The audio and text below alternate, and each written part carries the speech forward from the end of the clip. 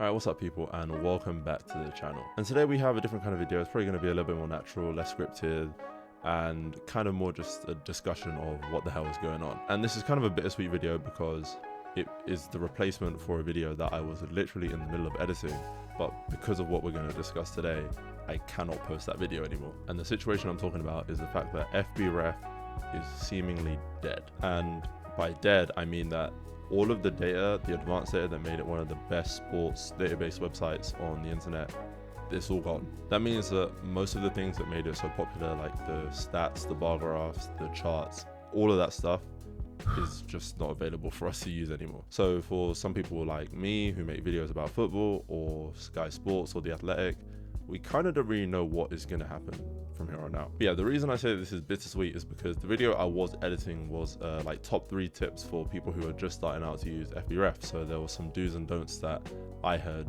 I guess, posited through the experiences that I've had using FBref, kind of the things that I've made mistakes with, but the things that I found really useful. And now that video is just useless. So, I mean, yeah, great. So as I said, FBref lost all of, well, I say lost, they had to remove. So I guess they still had access to the data, but they're not allowed to publish it anymore. So they had to remove all of their advanced data, and they put out a blog post on the website talking about exactly why and what happened and whatnot. But instead of making you guys read the whole thing, I'm just going to point out the really important aspects of it. But yeah, I would say that if you have the time, just read the blog post, just because it makes a lot of sense, and it kind of gives you a good insight to how this stuff works between data providers and the guys at FBref. And before I get into the post, one thing that people don't realize about FBref is that it isn't just some standalone company or standalone database for football stats. It's part of this wider thing called Sports Reference, and they have sites for everything. There's a basketball reference, baseball reference, pro football reference. I think they even have hockey. So for them, it's definitely going to be a lot different. The impact is going to be a lot different than what it is for us, because they have other stuff, you know, they have their other sites, and for us we only had FBref because we're interested in football. So I'll get onto that later, but just a little disclaimer. But yeah, in this blog post they wrote, unfortunately last week the provider of our advanced soccer data sent us a letter terminating our access to their data feeds and requiring the deletion of their data from the site immediately. As a result, we have removed the provider's data from FBref and StatHead in compliance with their demand. So yeah, that's essentially why the stats are gone. Opta, who are the data provider, essentially sent FBref a message saying, please get our stats off your website. Like, we don't want them on there, get them off. And I guess they had no choice but to comply. They went on to add that the data provider has asserted that our use of their data violated our agreement. So not only did Opta say, please get our stats and our data off your website, they said that the way that FBref had been using it was in violation of some agreement that the two of them had. But what really interested me in this blog post, and I guess just in the situation as a whole, is that in this post they also added that their demand came unexpectedly despite our long-standing and good faith operation of FBref and StatHead. We have operated the sites in a consistent manner from their creation, well before the signing of this agreement, through today.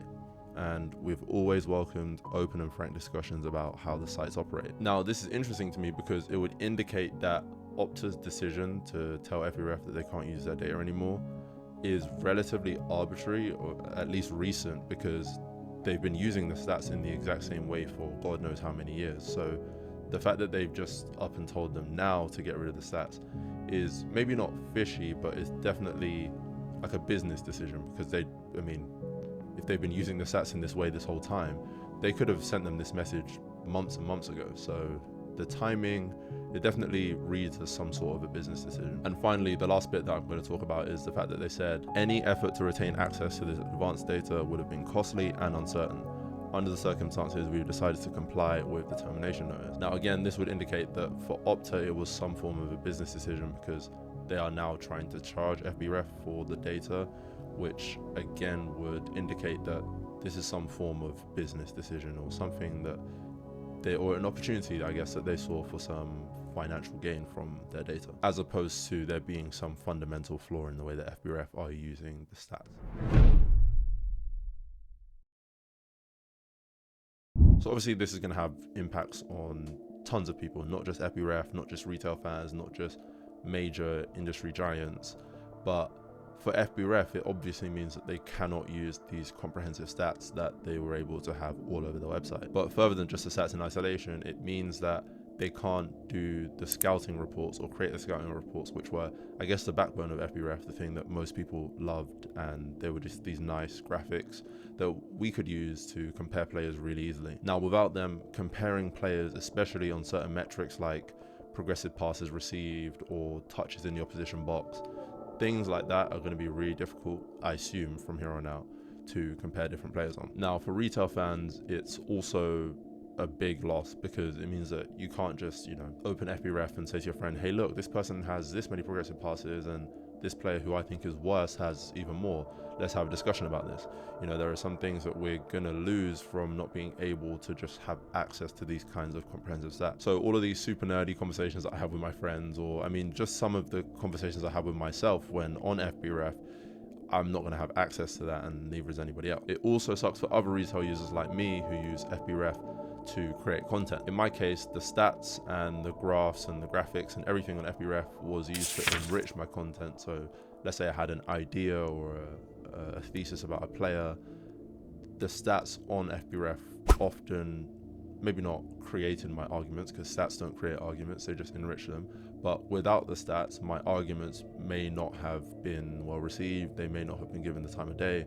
So without the stats, it's kind of difficult to see how we're going to be able to create content that's like engaging for viewers or readers or anything like that. And as an extra knock-on effect, for me, my ultimate goal in life is to be a well-respected and successful sports journalist. So all of my content that I make using FBref stats are essentially stepping stones for me to get to that part of my career. Now, obviously, like I said, without the stats, my quality or the quality of my content is probably going to take a little bit of a hit, which might impact my ability to be successful in the industry. So yeah, it does suck for FBref, and it also sucks for retail users like me, but it's maybe, I don't know if I would say worse, but it's definitely also bad for major industry giants like Sky or The Athletic. For them, it may mean that it's much more difficult for them to find these nice accompanying graphics that they can use while their hosts or guests are talking. Like The Athletic was literally built on, obviously not entirely, but a lot of it was built on the fact that they had really nice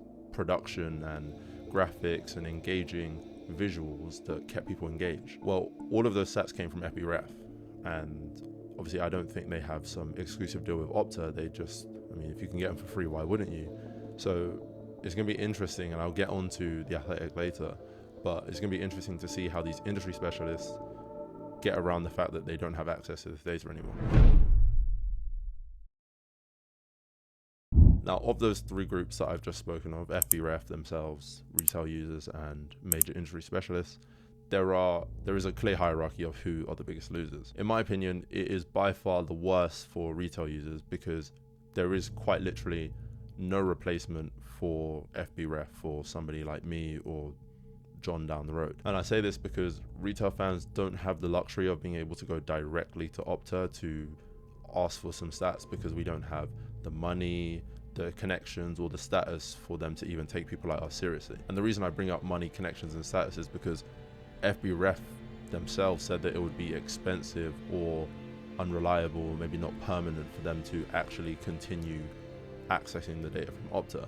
Now, if it's not going to be reliable or it's not cheap for FBref, then how is an average person going to be able to afford it? So yeah, biggest losers I would say are the retail users, just the average people that use FBref.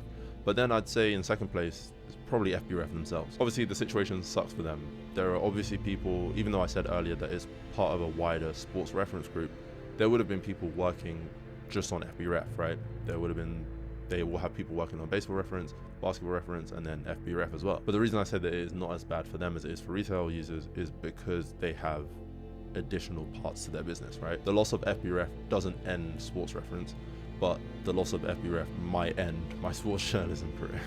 And then in last place, I think the major industry users are the least affected by this. And I say this because they are big enough to do deals directly with Opta. Like Sky Sports could go to Opta. I don't know if they do.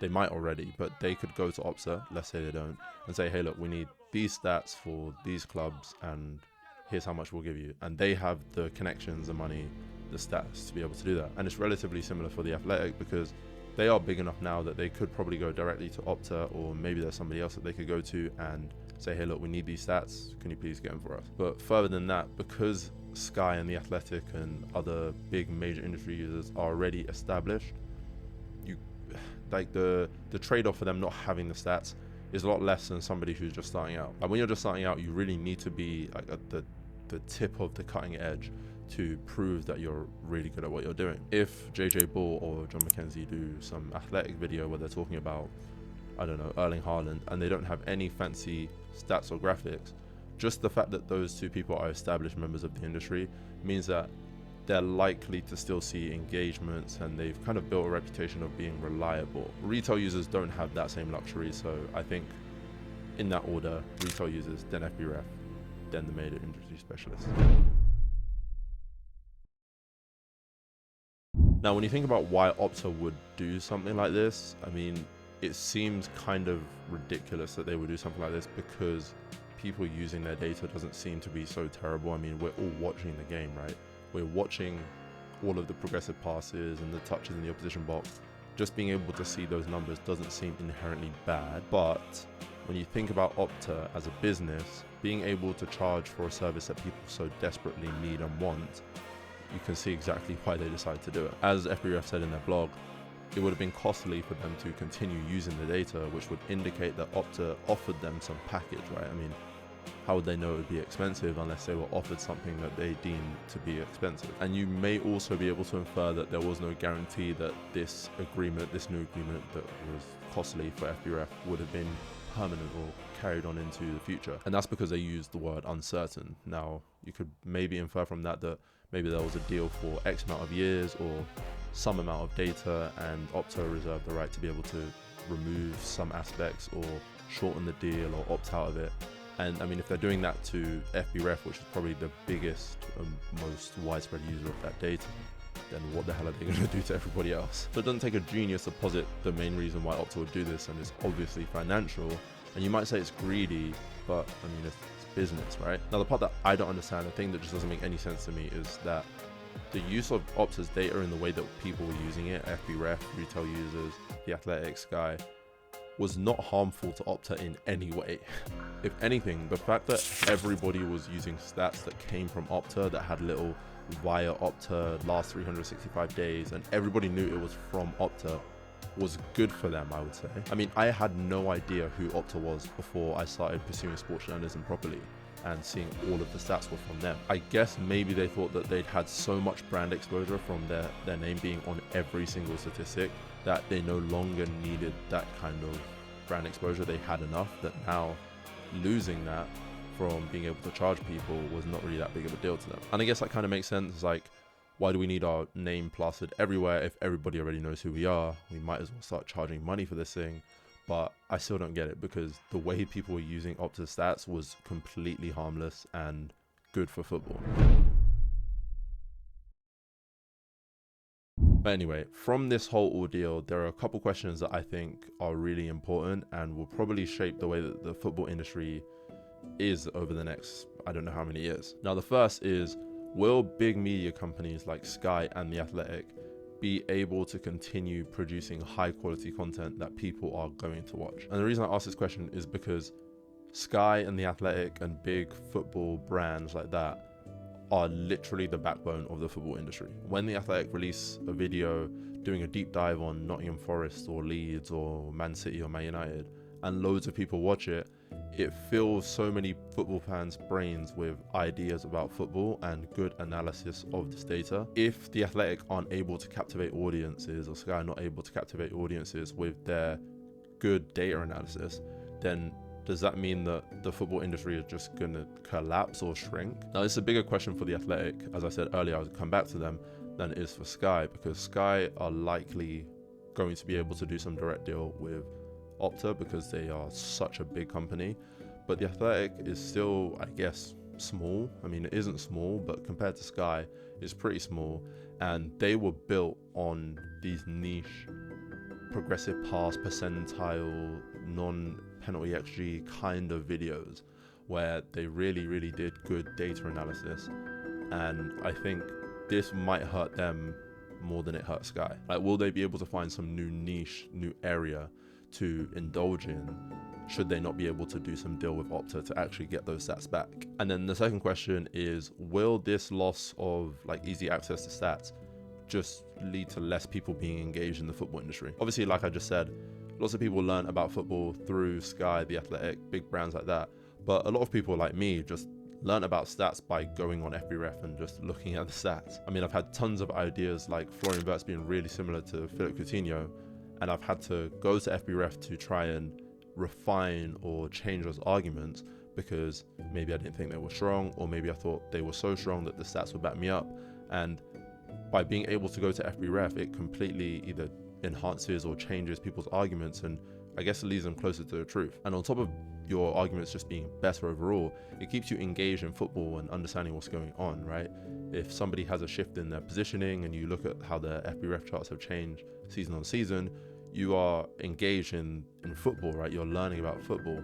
But without this access to stats, like, are we going to be able to still have that engagement as an average fan? And if we can't, then does that mean that the football industry is going to shrink, and jobs in sports journalism or data analysis or content creation, are those jobs going to go away? I mean, there are probably some people who are working at The Athletic right now whose job is to literally scour FBref, come up with stats and graphics and whatever, who currently don't have any work to do. Like, can you imagine how crazy that is? These people are going to work, and because FBref have taken all the advanced stats down, they legitimately have no work to do. And that's a bit that I find so crazy, right?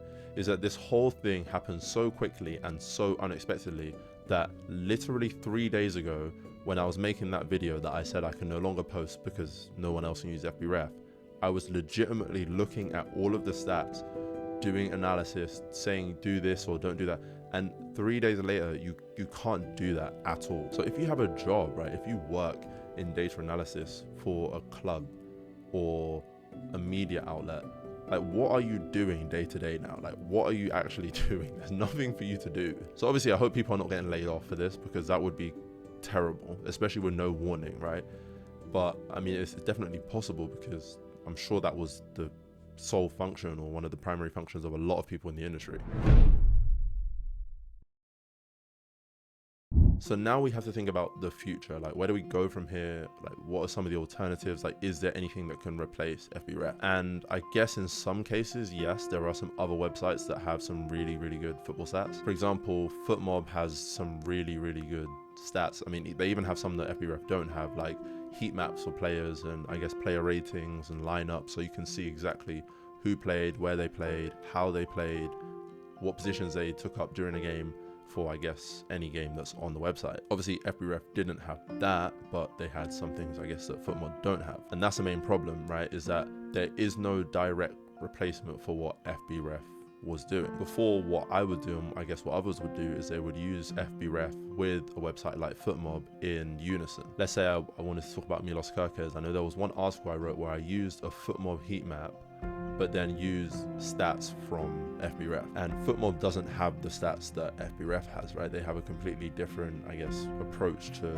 delivering stats to users. And that means with the loss of advanced stats on FBref, we don't have a replacement for that, at least not a direct one-to-one replacement. And if we're to believe that Opta didn't have anything directly against FBref in particular, then it's not like they're just going to give the license to somebody else to use these stats. And I mean, if they did that, that would be so weird. Like, what could FBref have possibly done to be directly targeted by Opta for them to then say, okay, no, it's fine for this person to go use the stats? Like, that doesn't make sense, right? So yeah, going forward, we don't exactly have an alternative for FBref. Like, there is no other website that you can scour and look at stats from the 2011 Premier League season. Like, that just doesn't exist, at least in the comprehension that FBref did. So gone are the days of the beautiful FBref scouting report, the green bars, the 90th percentile, 15th percentile. Gone are the days of all that, and we're gonna have to figure out some way to replace that or be okay with not having it. Now, obviously right now that seems almost impossible because a lot of arguments and content is centered around that stuff, but I'm sure we will find a way to just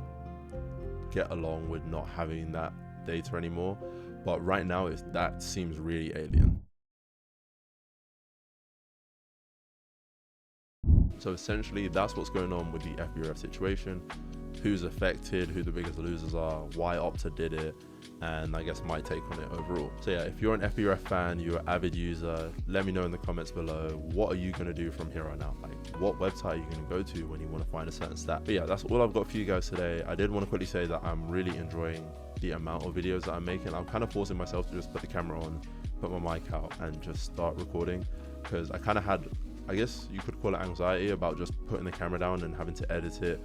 Not because I was worried about what people would think, but just because it seems like a big deal for me, because I've been focusing on writing so much more. But I have to say, the support that I've got on every platform, TikTok, Instagram, YouTube, has really made me want to do it more. So I really appreciate you guys, all your nice words in the comments. And yeah, like I said, that's all I got for you guys today, and I will see you all on the next one. Peace.